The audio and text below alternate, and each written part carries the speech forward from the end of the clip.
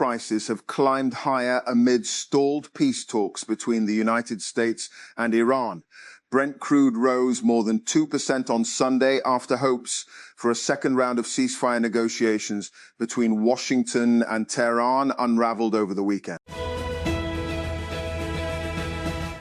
Truecaller is one of the world's most widely used caller identification platforms, with more than 500 million users. Now it's entering a more challenging phase as growth slows in its largest market and competition intensifies across telecom networks and smartphone platforms. Much of Truecaller's growth has been driven by India, which accounts for over 350 million users, or about 70% of its global base. The volume of spam and unwanted calls has turned the app from a simple caller ID service into a more embedded layer of everyday communication.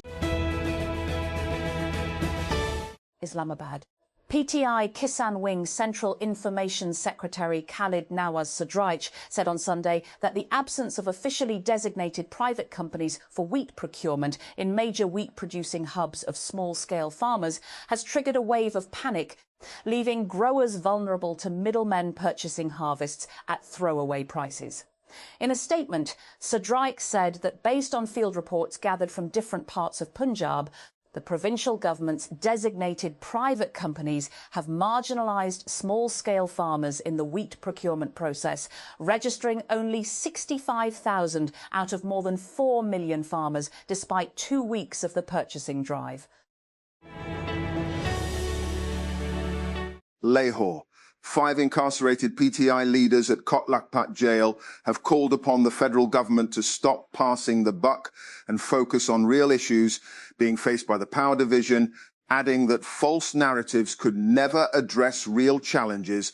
In a statement issued through their counsel Rana Mudassar Umer, jailed leaders Shah Mahmood Qureshi, Dr. Yasmin Rashid Ejaz Chaudhry, Omar Sarfraz Chima and Mian Mahmoudur Rashid bemoaned that the country's power division, with an installed generation capacity of 46,000 ambibu, was not able to manage the current peak demand of 19,000 ambibu. And Karachi.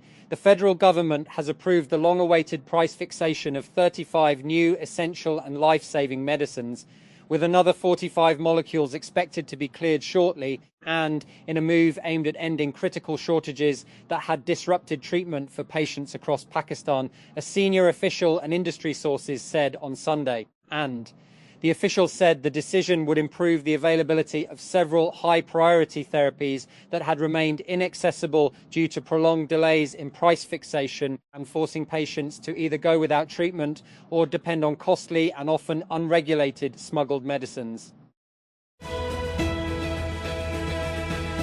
Amazon's podcasting business has transformed over the past 6 months, according to the New York Times.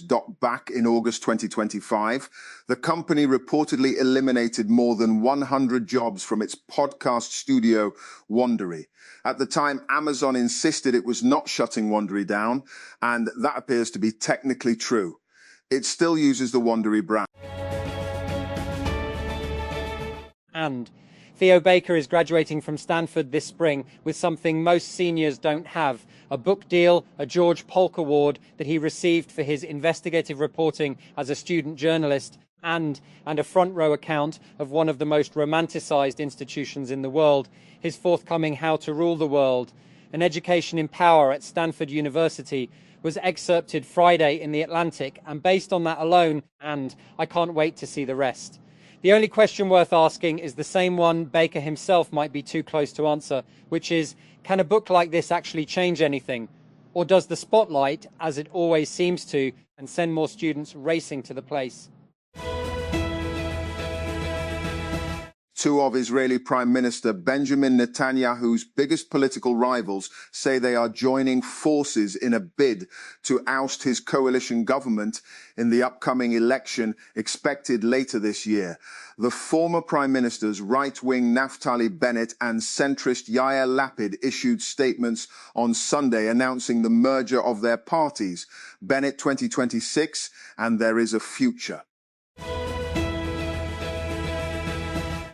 A highway bomb attack in southwestern Colombia has killed 19 people and injured at least 38, the latest spate of violence ahead of next month's presidential election.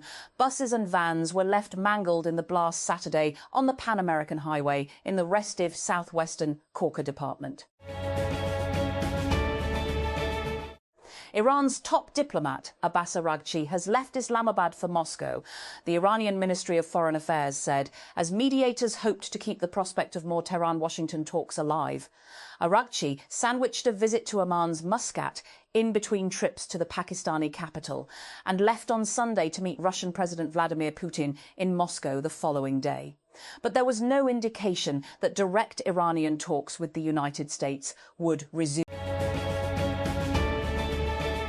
After 15 years as Apple's CEO, Tim Cook will be stepping down from the role in September. On the latest episode of TechCrunch's Equity podcast, Kirsten Korosek, Sean O'Kane, and I discussed Apple's big announcement. We reflected on how Apple has changed since Cook took over from Steve Jobs in 2011 and what challenges incoming CEO John Ternus will be facing. And US President Donald Trump and his officials were the likely targets of a suspected gunman who attempted to storm the White House Correspondents' Dinner. Acting US Attorney General Todd Blanche has said the suspect, named by US media as 31-year-old Cole Thomas Allen, was arrested after police said he opened fire near a security checkpoint during the event at a Washington, D.C. hotel on Saturday.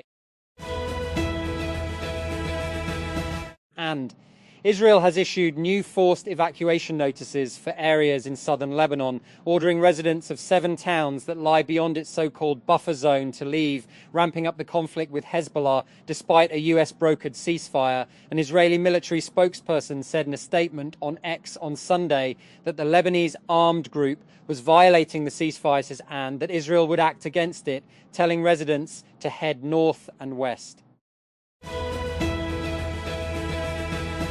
US President Donald Trump reiterated on Sunday that talks with Iran would be held remotely and commended Pakistan, which has been playing a mediatory role between Washington and Tehran, saying that Islamabad would stay involved in the process. The US president's remarks came during a phone interview with Fox News, where he said, if they, Iran, want to talk, they can come to us or they can call us.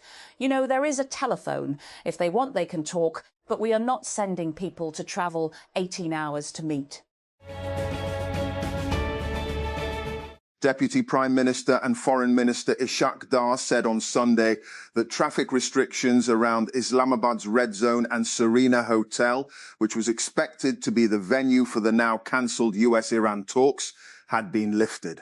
Traffic restrictions around the Serena Hotel and the Red Zone in Islamabad have been lifted today. I extend my heartfelt thanks to the people of Pakistan, especially the residents of Islamabad and Rawalpindi, for their patience and cooperation. United States authorities believe a gunman who is accused of trying to storm the White House Correspondents' Association dinner was targeting US President Donald Trump and members of his administration. Acting Attorney General Todd Blanche said on Sunday that authorities believe the suspect travelled from California to Washington, D.C. by train via Chicago. And Iranian Foreign Minister Abbas Araghchi was back in Pakistan on Sunday, a diplomatic source told Dawn, a day after he left Islamabad for a visit to Amman as part of a tri-nation tour. He is undertaking the trip against the backdrop of ongoing diplomatic efforts, notably by Pakistan, to bring Tehran and Washington to the table to talks aimed at ending the conflict that began with US-Israeli strikes on Iran on February 28th. Tehran, Iran, across Iran's capital, life has returned to a kind of normal. Markets, cafes and shops are opening their doors, and some highways are buzzing with traffic once again as a fragile ceasefire with the United States largely holds after weeks of devastating US-Israeli attacks. Police in Thailand say they have arrested an Indonesian man accused of defrauding Americans out of $10 meters in romance scams, and he will be extradited to the United States. The 33-year-old was arrested at a luxury resort on the island of Phuket on Friday, local media and the AFP news agency reported. Honor has introduced 2 new gaming laptops in China, the Win H9 Gaming Laptop 2026. Both models feature 16-inch displays, Intel processors, NVIDIA RTX 50 series graphics, fast charging, and Honor's new Dongfeng cooling system. The Win H9 is positioned as the higher-end model, while the Win H7 targets buyers looking for lower pricing with strong gaming performance. Loyalists of President Mahmoud Abbas won most races in Palestinian municipal elections. Election officials said in a vote that for the first time in nearly 2 decades included a city in the besieged Gaza Strip. The elections had been held at a highly sensitive moment amid complex challenges and exceptional circumstances. Palestinian Prime Minister Mohammed Mustafa said as results were announced on Sunday. Newly uncovered fossils in southwestern China are forcing scientists to rethink when Earth first shifted from simple, flat, primitive life forms to complex animals capable of moving, feeding, and shaping ecosystems. We're talking about real animals with all the natural traits to grow, feed, move, and graze. And Iranian Foreign Minister Abbas Araghchi was back in Pakistan on Sunday, a diplomatic source told Dawn. A day after he left Islamabad for a visit to Oman as part of a tri-nation tour, he is undertaking the trip against the backdrop of ongoing diplomatic efforts, notably by Pakistan, to bring Tehran and Washington to the table to talks aimed at ending the conflict that began with US-Israeli strikes on Iran on February 28. And Islamabad. Pakistan has notified 6 routes for the transportation of goods to Iran against an incashable bank guarantee amid reports that thousands of containers destined for Iran are awaiting clearance at Pakistani ports. For this to come into force, the Ministry of Commerce has issued a statutory regulatory order, Transit of Goods, through territory of Pakistan Order 2026. And Israel has escalated its attacks on the Gaza Strip in the past week, with at least 4 Palestinians killed across the devastated enclave, including a 40-year-old woman in Khan Yunis in the past 24 hours amid daily violations of the October ceasefire. Medics and local health officials report more than 25 Palestinians have been killed in the past week alone, taking the number of people killed since the ceasefire to more than 800. Someone's offering an unusual deal for a 13-acre property in Mill Valley, just north of San Francisco. Homeowner and investment banker Storm Duncan has created a LinkedIn page for the home, which he said he'd like to exchange for Anthropic equity. And welcome back to TechCrunch Mobility, your central hub for news and insights on the future of transportation. To get this in your inbox, sign up here for free. Just click TechCrunch Mobility. Tesla earnings came and went, and much of it fell into the we expected this category. Investors seemed surprised by the $1.4 billion in free cash flow, which gave shares a expectations, depending on which batch of analysts you reviewed.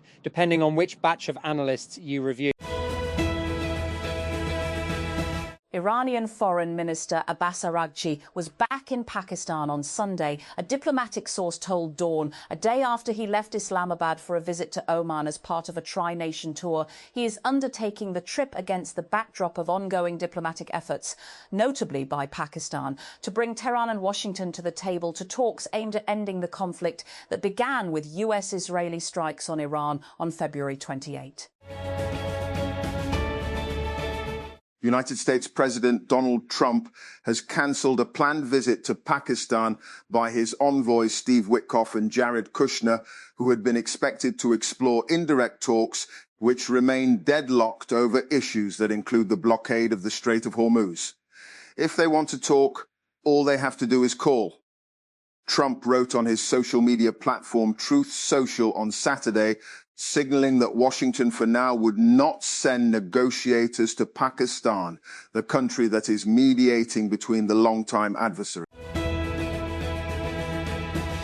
I constantly use dictation apps such as Whisperflow, Willow, or Typeless to reply to messages and emails on both my Mac and my phone.